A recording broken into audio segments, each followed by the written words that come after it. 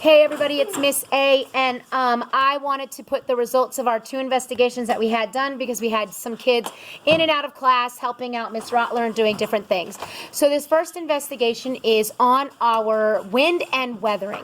So I have this page up there because it does describe weathering, and the children were supposed to read this and get their definition of weathering and get a better understanding of why we're doing the investigation.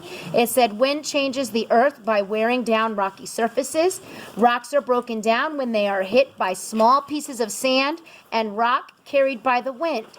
This kind of weathering is not very strong and happens over a long period of time.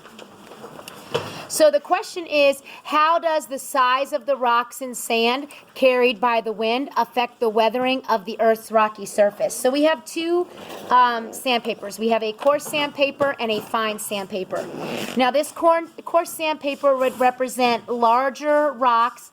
If you feel the texture, it definitely has a grainy, bumpy texture. It's rough, where this fine sandpaper has a lot smoother texture. So in order to represent weathering, we are going to scratch a skittle on each one of these for 30 seconds. And then we're going, oops, it needs to be the same color. And we are going to compare our results. So I'm going to scratch for 30 seconds. Now I'm not squeezing hard, I'm not pushing down. I'm literally just scratching back and forth.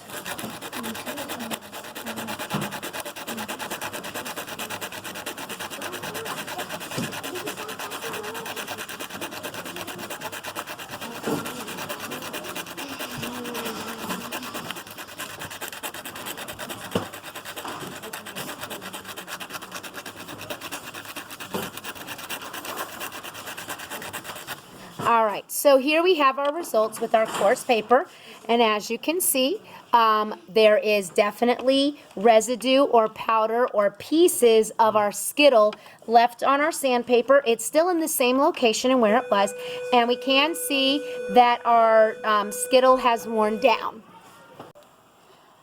All right, so now we are going to take and scratch the other skittle, and you see how it's the same color, on the fine paper, and then we will compare the results. And the kids should be writing down observations about what they observe on this. And now we're going to go with this one.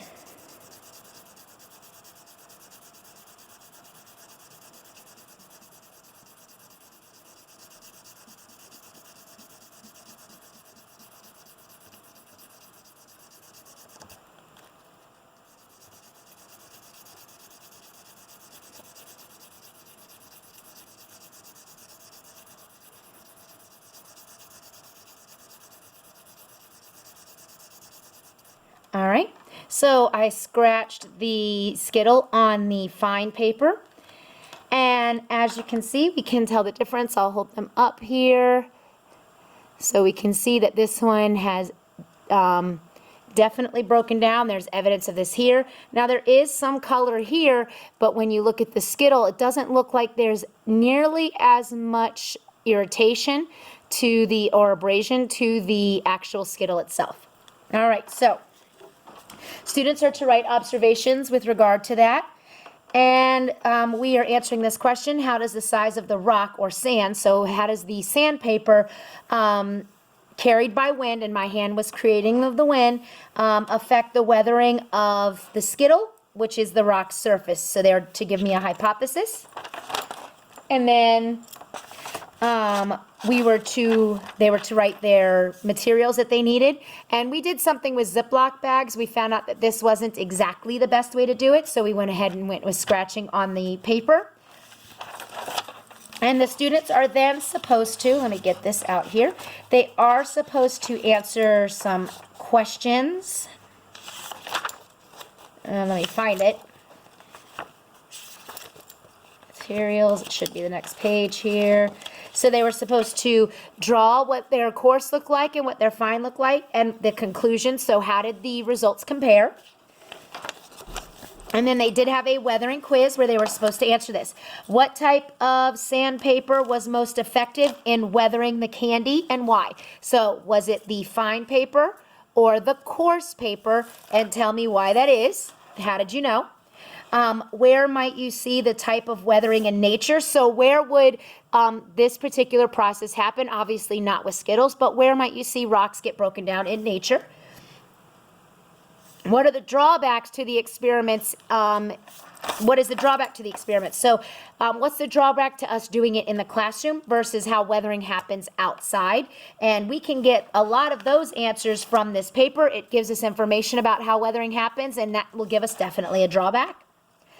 What was the variable in the experiment? That's the one thing we changed, and they should know this. And why is it important to compare your results with another group? So that is for the weathering quiz.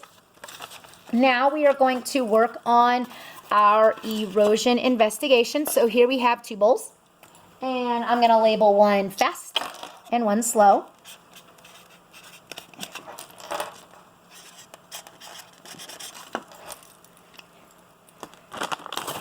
And I like green, so we're going to do green.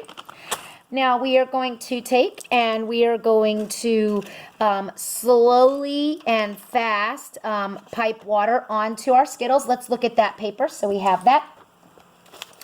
This one here says water changes the surface by the earth by moving sediments from one place to another. Rocks are broken down into sediments by weathering. Then the water can pick up these sediments and move them. This is called erosion. Erosion can happen quickly in floods or slowly in rivers and streams. So the students are supposed to read this and write down the definition of erosion. Here we are answering this question: how does the force of the water, so slow or fast, and you can tell that from the way I labeled my bowls, how does it affect the erosion of the Earth's surface? And they're supposed to give me a hypothesis. And they were supposed to write down their materials, and I believe all of them did, but you can see the materials. We have 2 bowls, a marker, 2 Skittles the same color, a pipette, a cup halfway with water. All right, so what we're going to do is every 15 seconds, I will squeeze 1 drop of water onto this Skittle. This will represent slow erosion.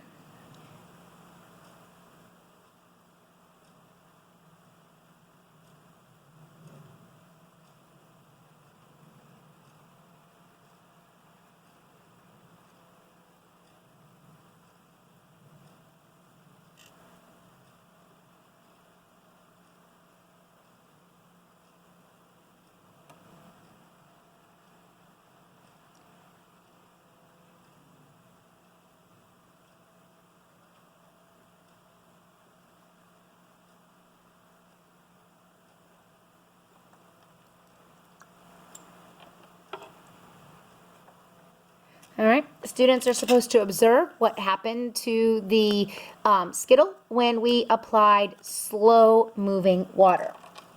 All right, so next we are going to apply fast-moving water, which means every 15 seconds we're going to put a whole pipette of water.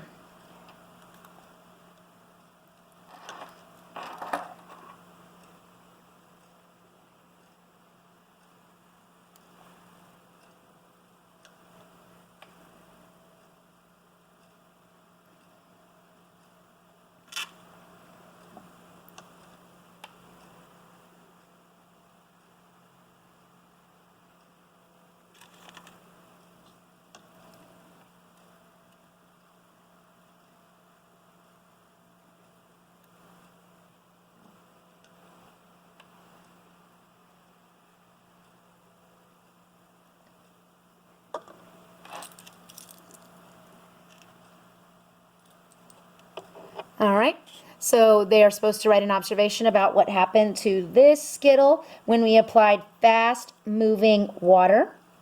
And then they should be comparing their results, and that's where they would write, throw that away. They should be writing their conclusion here. So they're drawing their pictures, fast droplet and slow droplet, what happened with the end results. Let me get this out of the way.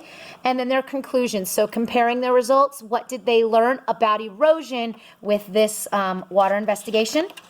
And then they do have an erosion quiz, which says which speed most effectively eroded, which is the past tense of erosion, so carried away, the color of the candy and why. What did the water represent in the experiment? what did the candy represent in the experiment, and what did the color running off the candy represent in this experiment. And then what events in nature are best modeled by the experiment. So, and in the beginning part, where it talks, that paper I put up here, it gives you where erosion happens. All right, I hope this video helps. Thanks for watching, everybody.